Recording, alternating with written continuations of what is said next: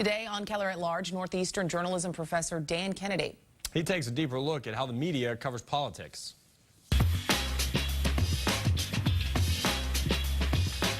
Well, good morning, and thanks for joining us. Happy Easter to everyone. Well, every once in a while here, we like to take a step back from politics and look at the state of another important aspect of our democracy, the news media. And here to help us do that this morning is journalism professor Dan Kennedy of Northeastern University, author of the recent book, The Return of the Moguls, and a regular panelist on Emily Rooney's public TV program, Beat the Press. Professor, welcome. Thank you, John. Good to have you here. So, unfortunately, due to our taping schedule, we had to record this interview before the release of the Mueller report. Our viewers know we tape in advance here. But I do want to ask you about something you tweeted on the morning of the report's release. Quote, "My fear is that the good coverage will be drowned out by mindless cable punditry," end quote. What did you mean by that? Well, I think that the three cable networks, CNN, MSNBC, and Fox News, have really degraded the discourse in this country by going on and on for hour after hour with spin. And really, the facts of any particular situation don't matter a whole lot. And we know that they're all geared up for this. I understand that I had to work this morning, so I couldn't watch. But I understand that CNN had their clock up, counting down the minutes. You know, let's have some facts. Let's have news reporting on what's in it. But I think that people are just going to be expressing their views on what's in it with very little regard for what is actually in the report. It gets ratings. Well, it does get ratings, doesn't it?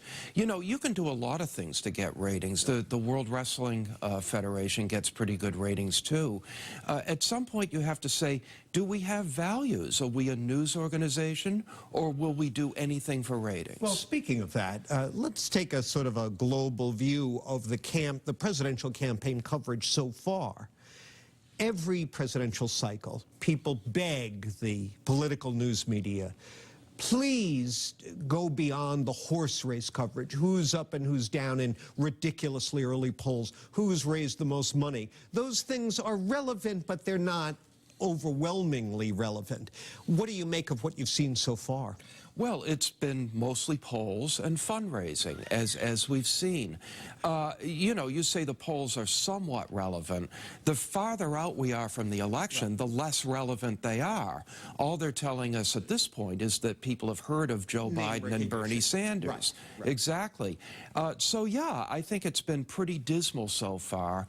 A couple of us at, not me personally, but a couple of people at Northeastern did a study just recently that showed that the women who are running, and there are some, you know, top-ranked women candidates who were seeking the Democratic nomination, have gotten more negative coverage than the men.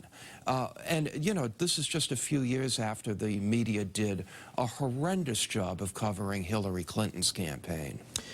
Well, what would you prefer to see? I mean, it's all well and good to say, well, there should be much more in-depth analysis of their policy positions and so forth, and that certainly can be found by anyone with a working mouse.